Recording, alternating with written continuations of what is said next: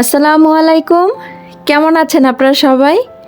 আশা করছি আল্লাহর অশেষ রহমতে সবাই খুব ভালোই আছেন। আলহামদুলিল্লাহ আমরাও ভালো আছি। তো সকালবেলা নাস্তা বানাচ্ছিলাম, তো ওখান থেকে ভিডিওটা শুরু করেছি। প্রতিদিন তো এই একঘেয়েমি কাজটা করি, তো করতে ভালো লাগে না, তারপর কিছু করার নেই। সকালবেলা যেহেতু ক্ষুধা লাগে, খেতে তো হবেই, সেক্ষেত্রেই কিন্তু করা। তো এই যে ভিডিও শুরু করে দিয়েছি। আশা করছি আপনারা ভালোবাসা নিয়ে দেখবেন। আর যাদের ভালো লাগবে প্লিজ একটা লাইক দিতে ভুলবেন না।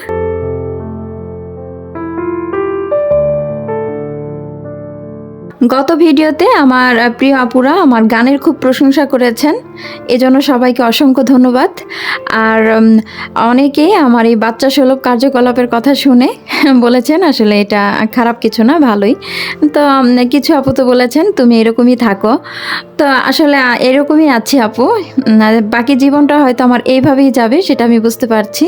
তবে একটা জিনিস আমি যতটুকু বুঝি, শরীর বৃদ্ধ হোক সমস্যা নেই, মনটা যেন বৃদ্ধ না হয়।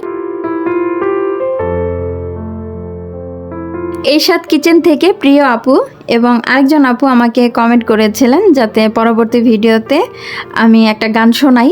আপনারা আমার গান খুব পছন্দ করেন, তো আপনাদের উদ্দেশ্যে পুরোনো দিনের 2-4 লাইন গান আজও গাওয়ার চেষ্টা করব। আজ মোটামুটি একটু পরিশ্রমের কাজ করব। সোফাটা আগে ক্লিন করব, তারপরে পর্দাগুলো নামিয়েছি, ওইটা অনেকটা ময়লা হয়েছে, ভাবছি ওইটাও ধোবো। তবে যদি পারি তাহলে ধোবো, না পারলে অয়নের বাবার জন্য রেখে দেব।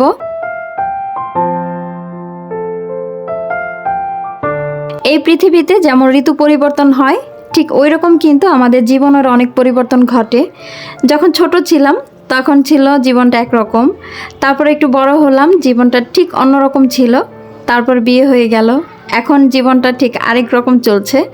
সামনের দিনগুলো কেমন যাবে ঠিক জানি না, তবে অন্যরকম যাবে সেটা তো অবশ্যই। তবে একটা কথা সবসময় মনে রাখতে হবে, যে বয়সে যেমনই রূপ নেই না কেন, মনটা যেন সেই শিশুসুলভ থাকে, পবিত্র থাকে, তাহলেই কিন্তু সর্বদা ভালো থাকবো।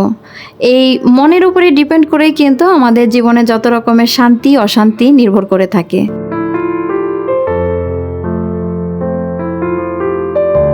আমি যে কবে সোফা পরিষ্কার করেছিলাম ঠিক আমারই মনে নেই। তো অনেকটা ময়লা হয়েছে, ছোট বাচ্চা আছে ঘরে, তো আসলে শরীর সুস্থ থাকবে না যদি এতটা ময়লা থাকে। এটাতে যেহেতু আর কি রেগুলার পরিষ্কার করা হয় না, খুলে ধোয়ার কোনো সিস্টেম নেই, একদম ফিক্সড কাপড়টা, ওই জন্যই কিন্তু ময়লাটা বেশি হয়। তো এখানে আমি কিছু হুইলের গুঁড়া এবং ভিনেগার দিয়েছি একটু খাওয়ার সোডা। তো এই তিনটা ভালোভাবে মিক্স করে নেব। হালকা কুসুম গরম পানি হলে কিন্তু বেশি ভালো হয়, এতে করে ময়লাটা খুব দ্রুত ওঠে।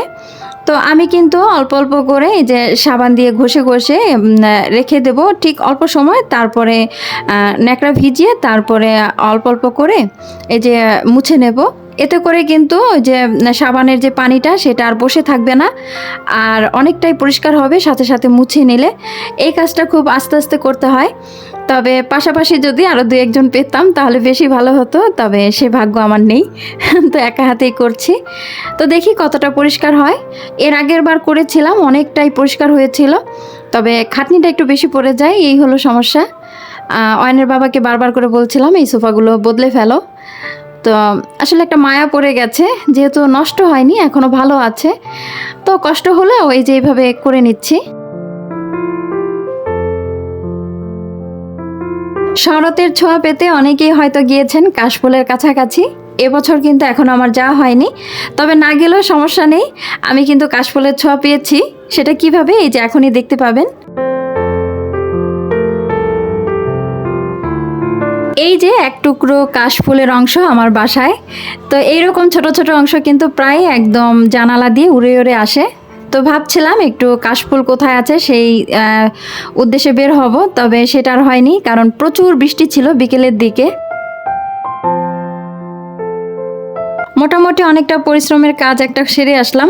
তো এখন তো রান্না করতে হবে, বসে থাকলে হবে না, তো রান্না করি, পাশাপাশি আপনাদেরকে পুরোনো দিনে 2-4 লাইন গান শোনাই।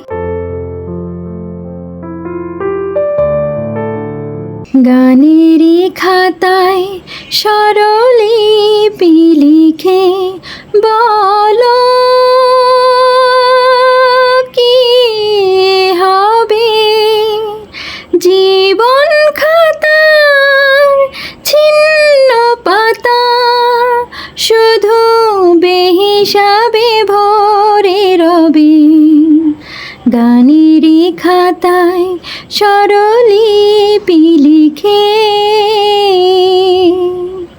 গান শুনে ভালো লাগে যারে, এত দেখে চিনুনি কোতারে।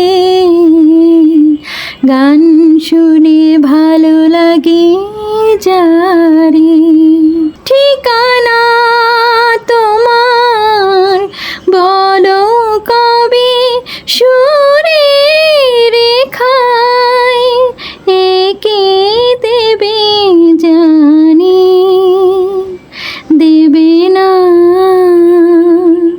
দেবে না, দেবে না। গানেরই খাতায় স্বরলিপি লিখে বলো কি হবে, জীবন খাতার ছিন্ন পাতা শুধু বেহিসাবে ভরে রবে। গানেরই খাতায় স্বরলিপি লিখে।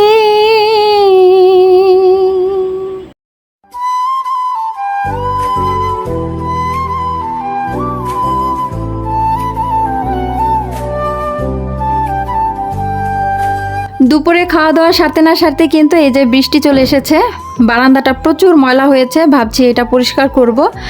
আর এখন তো বৃষ্টির সেরকম হওয়ার কথা না, তারপরে হচ্ছে, তো এটা আল্লাহ তাআলার ইচ্ছা। তো রোদ বৃষ্টি খেলা চলুক, আর আপনাদের কাছ থেকে আমি বিদায় নিয়ে নিচ্ছি। ভালো থাকলে কথা বলবো অন্য কোনো ভিডিওতে, সে পর্যন্ত সবাই সুস্থ থাকবেন। আল্লাহ হাফেজ, আসসালামু আলাইকুম।